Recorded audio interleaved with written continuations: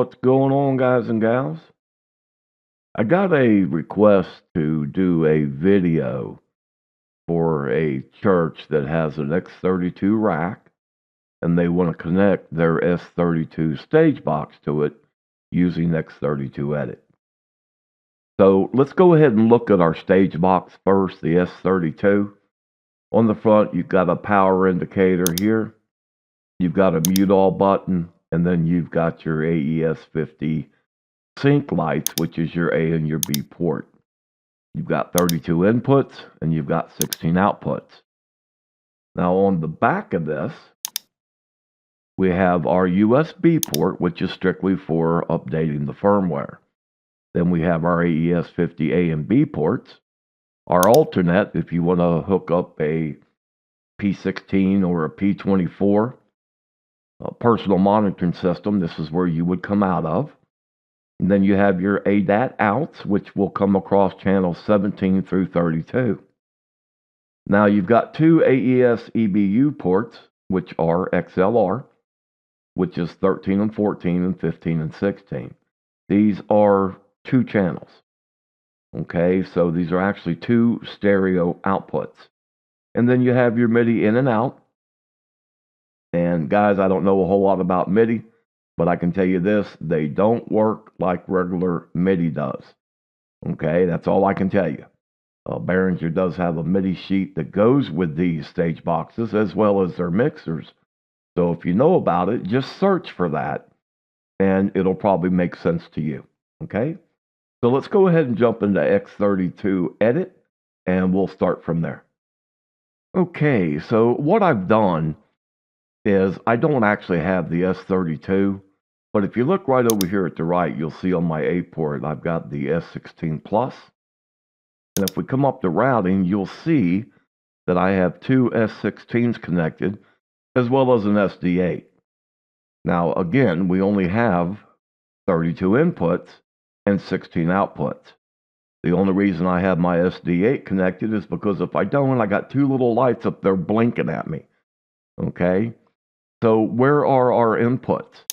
Well, since we're going to be using AES50A, we're going to bring them all across here. That is our A port. So that's channels 1 through 32. Our AES50, all this stays default. We don't have to move anything here. Our card always mirrors our inputs. So if we have our inputs coming over AES50A, then we want our card to reflect the same thing. This way, regardless of what we bring into these inputs, it will record it to the card. XLRs, all this stays default. Now, on the out 1 through 16, what I recommend is using 14, 15, and 16 if you're going to use like a left and right and a sub. So if we come here to 14, look at the columns here under main. The MC channel, that's going to be our bass channel. Okay, or our bass bus, I should say. These are buses. And then we got our left and we have our right.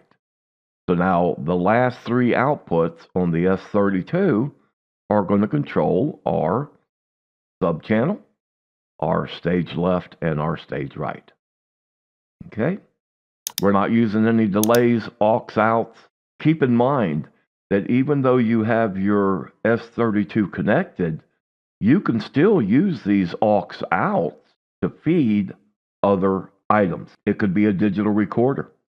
It could be 1/4 inch to 1/8 inch to run to ATM Mini. It could be whatever you want it to be. You can come over here, just like we did with the main, and you can do a left and right on your 1/4 inch outputs, 5 and 6, and run a set of studio monitors if you're in a sound booth, or you can use the outputs on the back of the rack. It really doesn't matter. It's however you decide you want to configure it. Now on the alternate, this is what we were talking about. If you're using the P16s or the P24, this is what it's going to reflect. And these outputs right here are dependent on your input gain. So whatever you set your input gain for these channels, You see the output right over here. And our direct out channel is what's going to come through your P16s and P24s. If you right mouse click this on X32 Edit, as you can see, we've got these set to go pre-EQ. The reason for that is these devices, these in-ear monitoring systems, have their own EQs built in. Now, if you got somebody that says, look, man, just go ahead and set it, and whatever I get from the board is going to be fine with me, then you would come here and you would simply right mouse click it, and you would see where it says pre-EQ, post-EQ plus mute. Then you can sit there and put that on post-EQ, which means now it's after the EQ settings. However you want to set it up, however you want to do it. This is your speaker system right here. We're not using any user ins and we're not using any user outs. So if I come over here and click on channel 1, and just so you know, I simply went to edit here, and that's how I set this up. Okay, it's real simple to do. You can't make a mistake with this. You play with it, okay? You're not going to hurt it. All you got to do is go back and hit initialize bank. It puts everything right back like you had it. So what I'm going to do is I'm going to come to channel 1, and then I'm going to come to config. I'm going to take a headset mic. I'm going to plug it into my first input on my first S16. Click it down and push it in there. And it is a dynamic headset. So as you can see, I got to jack this gain up for it. And there we go. Okay, remember now this is coming through my AES50A port. So that's 46 dBs of gain. And if I come over here to channel 16, and I'm going to do the same thing, I'm going to put it into the last output. As you can see, we got a little bit of signal running there. So if I switch this over, just click on this. I don't have to come out of this config window. And I raise it up around 48. Then we're going to get that same input signal. Okay? So that's the first 16 inputs. So now if I go to my second S16 and I plug it in, that's going to be channel 17. That's what it's representing. Again, if I bring it up, there's our input signal. And then our last one is going to be channel 32. Again, I'm going to raise, well, I'm going to leave the gain down because I don't want to give you any false information. I want this down to 0 because I'm plugging in a mic. And there we go. So now I am over on channel 32. I raise the input gain up, and there we go. Now, as you can see, as I raise this up, it's coming in over here on the master, just like it should. And the reason I was mentioning earlier is if you are going to run monitors, which you should be, and we right mouse click it and we go drummer, make him red. We're going to come here and say keyboards or keys. We make it yellow. And then we come over here, as you can see, it's labeled here under drummer. And we go back to the channel. That puts us on, sends on fader. This is our input, so we raise it up and then we raise their bus up. We do keys the same way. We're going to raise this up and we're going to raise the key. This is the bus fader now. Okay, if we come over here and come out of sends on fader and we go look at our buses, you can see where these two buses now are raised up like they should be. Now, this is the key here. You see, because now when we come over to out 1 through 16, there it is. It says drummer and keys. So by labeling our scribble strips, all you got to do now is connect the dots. Okay?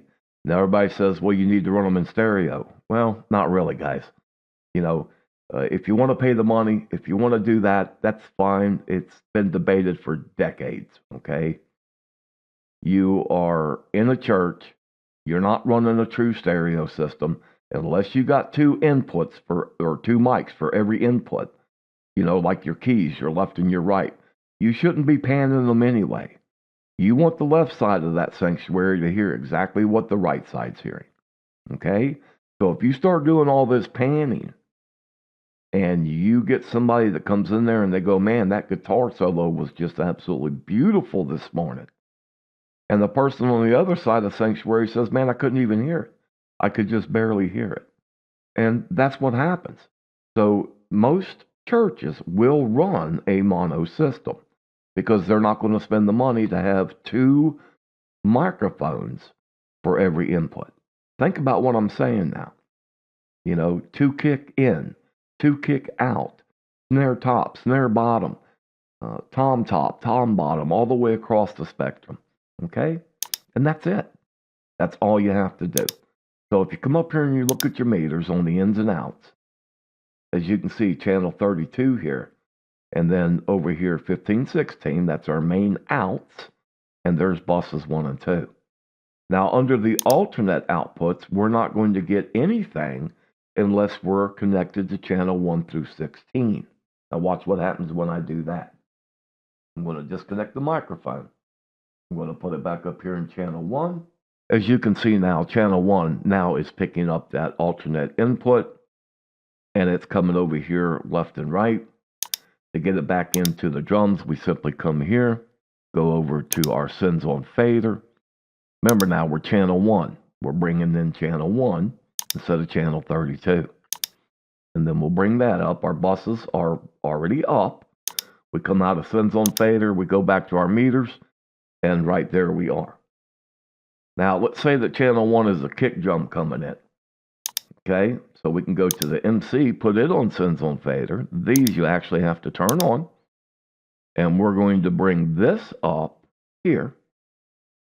We're going to come up to our setup. We're going to go to mixer. And we're going to say MC the pins on main, left, right. And what that means is, once I get my sub bus set the way that I want it, anytime I move my master up and down my master fader, even though you can't see it move, that sub channel is going to follow right along with that. So let's look at our meters. You see, channel 14 now, we have signal coming through. I'm going to pin this and watch what happens now. When I drop this main down, look at channel 14 or bus 14. See, it follows right along with it. When I raise it up, it goes up with it. And that way you don't have a bunch of bass.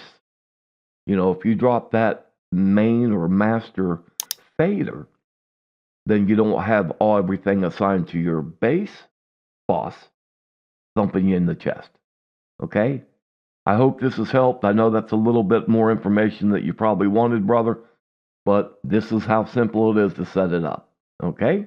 Take care, God bless, and we are out of here.